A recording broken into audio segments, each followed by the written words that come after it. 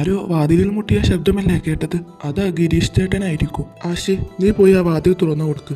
അയ്യടെ മോനെ, ഞാൻ പോവില്ല, എനിക്ക് പേടിയാ. ഓ, ഇങ്ങനെ രണ്ട് പേടിത്തൊണ്ടന്മാര്. നിങ്ങൾ അവിടെ ഇരിക്ക്, ഞാൻ പോയി തുറക്കാം.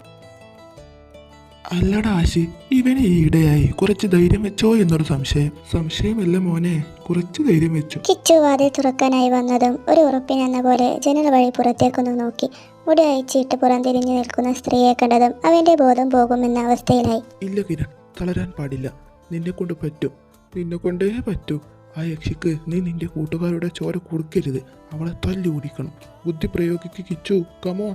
സ്വയം എന്തൊക്കെയോ പറഞ്ഞ് കിച്ചു അടുക്കളയിൽ നിന്ന് ഒരു വടിയുമായി വാതിലിനരികിലേക്ക് വന്നു. കിച്ചുവിനെ അനക്കമൊന്നും കേൾക്കാത്തത് കൊണ്ട് ആശയും കണ്ണനും മുറിയിൽ നിന്ന് പുറത്തേക്ക് വന്നു. അപ്പോൾ കാണുന്നത് വടിയുമായി നിൽക്കുന്ന കിച്ചുവിനെയാണ്.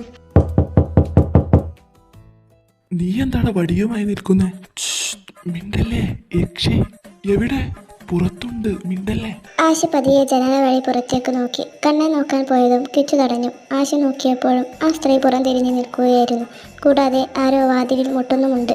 അയ്യോ, ഒരാളല്ല, രണ്ടാളുണ്ട്. കൂട്ടത്തോടെ മനുഷ്യന്റെ ചോര കുടിക്കാൻ ഇറങ്ങിയേക്കുക വൃത്തികെട്ട ജന്തുക്കൾ. Bloody full. അല്ല, വടി എന്തിനാ തല്ലി ഓടിക്കാൻ? ആരെ? ആ യക്ഷിയെ തന്നെ, അല്ലാതെ ആരെ? ഡാ, നീ ഈ മൂവിയിലൊക്കെ കണ്ടിട്ടില്ലേ? അങ്ങനെ വടി വീശിയാലൊന്നും അവരുടെ ദേഹത്ത് കൊള്ളില്ലടാ. നിങ്ങൾ നോക്കിക്കോ. ആശി, നീ ആ വാതിൽ തുറന്നേ.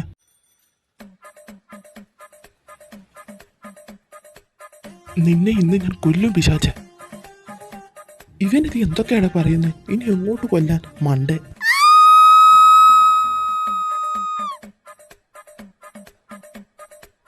ശ്രീ, എങ്ങൾക്ക് നീ വേഗം നിന്റെ മുറിയിലേക്ക് പോ. മനുഷ്യ, ഇത് എന്റെ മുറിയാ, വേഗം പോ. ഓ സോറി, ഇന്നാ ഇതുകൂടി വെച്ചോ.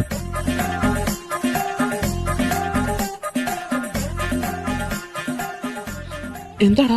അല്ല, ആരാ നിലവിളിച്ചേ? അത് ഞാനാ നിലവിളിച്ചേ. ഇതെന്റെ ഭാര്യയാ ലേഖ. ഞങ്ങൾ ഭക്ഷണം കൊണ്ടുവന്നതാ. കുറെ നേരം വാതിൽ തട്ടിയിട്ടും ആരും വാതിൽ തുറന്നില്ല. പിന്നെയും തട്ടിയപ്പോൾ ദേ ആ കൊച്ചൻ വാതിൽ തുറന്നു. പിന്നെ ഒറ്റ അലർച്ച ആയിരുന്നു. അത് കേട്ടതും പേടിച്ച് ഇവള് ബോധം കെട്ട് വീണു. സോറി ചേച്ചി, നിങ്ങൾ അകത്തേക്ക് വാ, വിശന്നിട്ട് കഴിയാ. ചേച്ചി പേടിക്കണ്ട, അവന് ഭ്രാന്തൊന്നുമില്ല, നോർമലാ. അത് ചേച്ചി, സത്യത്തിൽ ഇവിടെ പ്രേതമുണ്ടെന്ന് കേട്ട് ചേച്ചി യക്ഷിയാണെന്ന് കരുതി ഞാനൊന്ന് പൊട്ടിക്കാൻ വന്നതാ. ചേച്ചി വീണത് നന്നായി, ഇല്ലെങ്കിൽ തലയിൽ ഇപ്പോൾ ഒരു കെട്ട് കാണാമായിരുന്നു. ചേട്ടനും ചേച്ചി ഇരിക്ക്, കഴിച്ചിട്ട് പോകാം. വേണ്ട മോളെ, നിങ്ങൾ കഴിക്ക്, ഞങ്ങളിപ്പോൾ പോകും. പിള്ളേര് വീട്ടിലൊറ്റക്കാം. അല്ല ചേച്ചി, ഇവിടെ ശരിക്കും പ്രേതമുണ്ടോ? ഞാനും ആദ്യം ഇല്ലെന്ന് തന്നെയാ കരുതിയെ. അങ്ങനെ ഇരിക്കെ ഒരു ദിവസം ഇവിടെ ഒരു കൊച്ചിക്കാരൻ വാങ്ങി. അയാളും ഭാര്യയും അന്ന് ഇവിടെ താമസിക്കാനായി വന്നു. കൂട്ടിന് കിരിയേട്ടൻ എന്നെ നിർത്തി.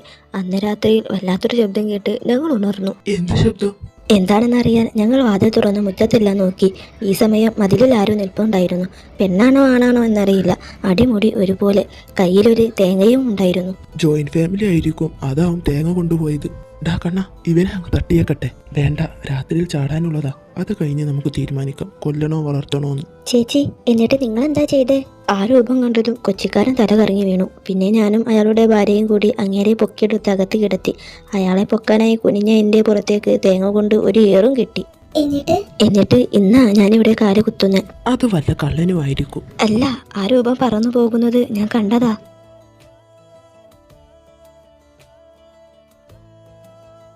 അതെ, എന്തെങ്കിലും ശബ്ദം കേട്ടാൽ പുറത്തിറങ്ങാനൊന്നും നിൽക്കണ്ട. എന്നാ പിന്നെ ഞങ്ങൾ പോവാ. അലാറം അടിച്ചതും കണ്ണൻ എഴുന്നേറ്റു. ഇതേ സമയം ആശയും എഴുന്നേറ്റു. ആശയും കണ്ണനും പ്ലാൻ ചെയ്തതുപോലെ വേഗമെടുത്ത് വാതിൽ തുറന്ന് പുറത്തേക്കിറങ്ങി. അവർ കിച്ചുവിനെ കാത്തുനിന്നു. അവനെ കാണാതായപ്പോൾ അവർ രണ്ടുപേരും കിച്ചുവിന്റെ മുറിയിലേക്ക് പോയി. ഈ തെണ്ടിയെ പ്രതീക്ഷിച്ചാണോ നമ്മൾ മുങ്ങാൻ നോക്കിയേ? ആ കിടക്കുന്ന കിടപ്പ് നോക്കിക്കേ. കിച്ചു, ഡാ എണീക്ക്, നമുക്ക് പോകണ്ടേ? ഓ നിങ്ങൾ ഇവിടെ കിടക്കാൻ നോക്ക്, നമുക്ക് നാളെ രാവിലെ പോകാം. അത് കേട്ടതും ആശി കിച്ചുവിന്റെ നടു നോക്കി ഒരു ചവിട്ട് കൊടുത്തു. താഴെ വീണ് കിച്ചു അലറാൻ തുടങ്ങുന്നതിന് മുന്നേ കണ്ണൻ അവന്റെ വായ പൊത്തിപ്പിടിച്ചു. ബോധം വീണതും കിച്ചു കണ്ണന്റെ കൈ തട്ടി മാറ്റി. നിനക്കൊന്നും രാത്രിയിൽ ഉറക്കല്ലേ?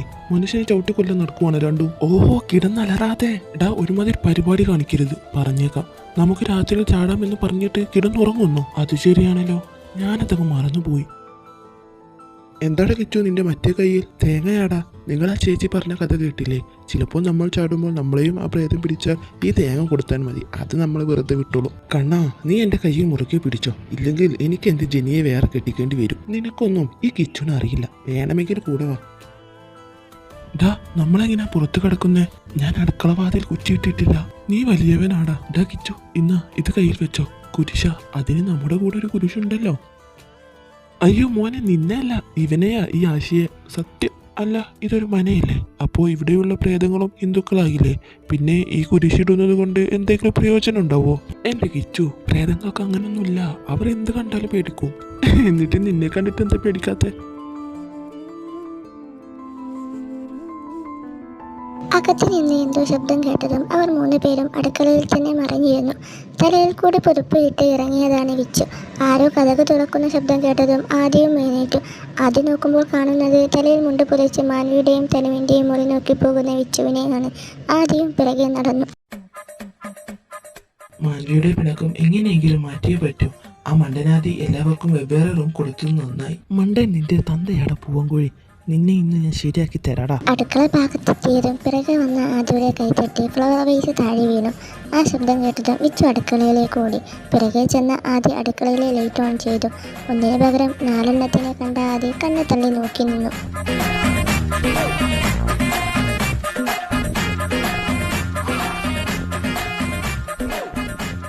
നീയൊക്കെ എന്താടാ ഇവിടെ? അത് പിന്നെ വെള്ളം കുടിക്കാൻ ബാഗും കൊണ്ടോ? 3 മുങ്ങാൻ നോക്കിയതാണല്ലേ? മോനെ വിച്ചു, നീ വന്നത് എന്തിനാണെന്ന് എനിക്ക് മനസ്സിലായി. അതുകൊണ്ട് ഇനി മുതൽ നീ എന്റെ കൂടെ കിടന്നാൽ മതി. അയ്യോ രക്ഷിക്കണേ.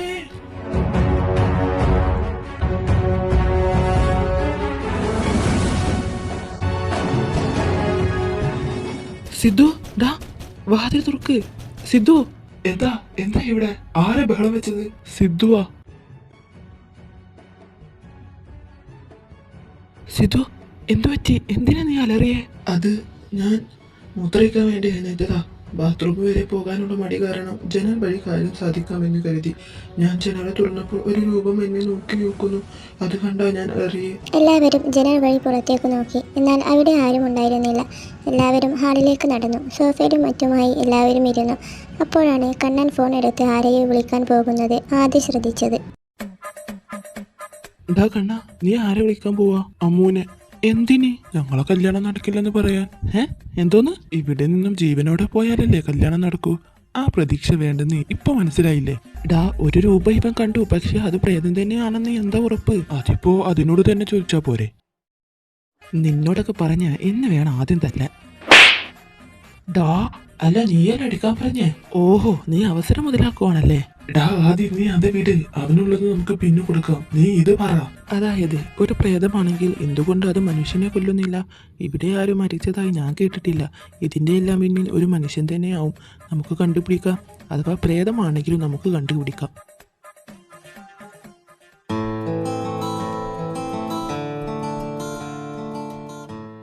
ഒരു സാധനം വെച്ചാൽ വെച്ചെടുത്ത് കാണില്ല.